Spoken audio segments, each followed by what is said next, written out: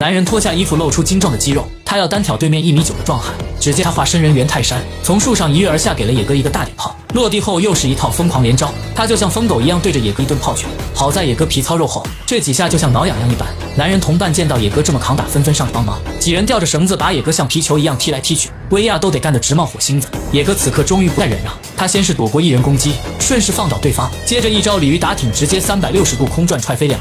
然而对方人数众多，再加上他们精通合作，很快野哥再次被打得毫无招架之力。在他倒地的时刻，又来2人猴子捞月，将野哥远远甩出。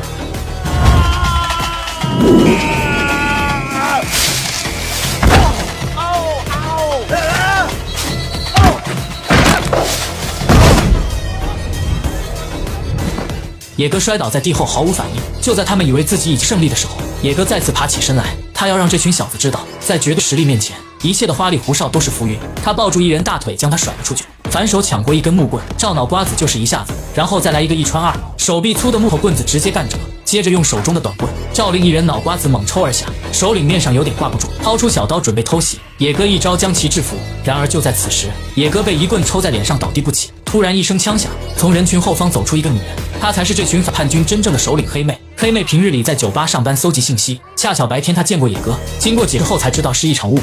到了晚上，黑妹告诉野哥，阿彪在这块土地开采金矿，压榨当地百姓，让本地人苦不堪言。黑妹组织本族兄弟姐妹反抗阿彪，他们自己也想要找到宝藏，有了钱才能购买更多的武器用来反抗。话音未落，几声枪响传来，原来是阿彪队伍已经追到这里。一番混战之下，所有的手下全部战死，只有野哥3人逃出升天。在逃亡的路上，黑妹提出让小崔带着他去寻找宝藏，条件就是找到宝藏以后，黑妹将2人带出丛林。而现在也没有其他办法，3人只能暂时达成合作。在小崔的不懈努力下，他们越过山丘，穿过丛林，终于在一处瀑布下方找到了藏有宝藏的地方。宝藏前方由乱棍支撑着巨石，只有按照地上图标的指示前进，能安全取出宝藏。小崔聪明过人，一步步破解谜团，终于拿到一个纯金打造的雕像，最后在千钧一发之际成功逃了出来。出来的时候便已经天黑，3人围坐在火堆旁边商量着如何分配这个宝藏。这时黑妹给2人递上一个水果，刚吃一口，野哥2人便感觉到天旋地转，眼前的景象立马变得扭曲起来，随即双双倒地不起。原来这是当地的一种有毒水果，虽不致命，但能让人的肢体麻痹5个小时。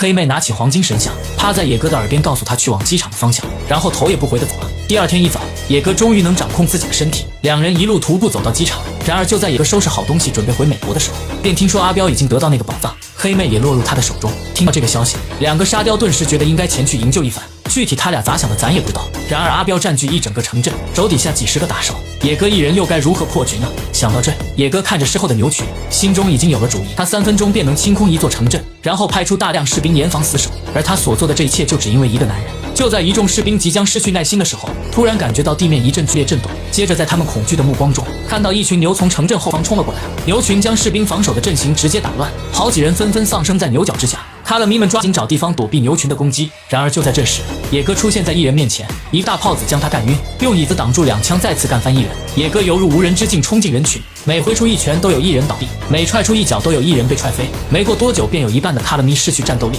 但是毕竟对方人数众多，而且手持武器装备精良，很快野哥被子弹逼进一个角落。野哥躲在墙后进行着剧烈的思想斗争。片刻后，野哥不再犹豫，从现在开始他将不在手下留情。站起身来的野哥宛如那战神将士，手持双喷1枪一个，就连上膛都是那么的帅气。野哥百发百中，从不失手，每一枪都能精准命中敌人。面对多几倍的敌人，野哥没有丝毫手软，举起双喷一齐上膛，哭哭就是干。真男人爆炸从不回头。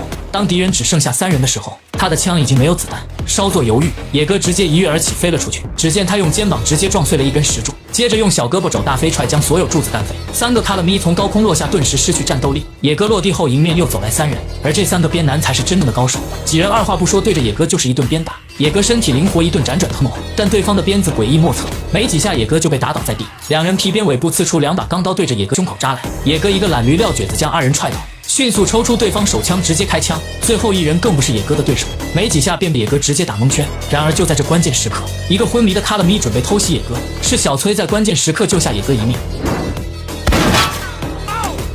而后黑妹带领着众多本地人将准备偷袭的阿彪团团围住。阿彪已经被权势冲昏了头脑，即便到了这个处境，他还以为百姓会对他言听计从。突然不知道谁在人群中开了2枪，巴西金矿一代霸主阿彪就此饮恨西北。故事的最后，黑妹在人群中将黄金雕像高高举起，他们的好日子就要来临，老百姓们纷纷庆祝。而在人群中的后方，2道身影渐行渐远，不留一丝功与名。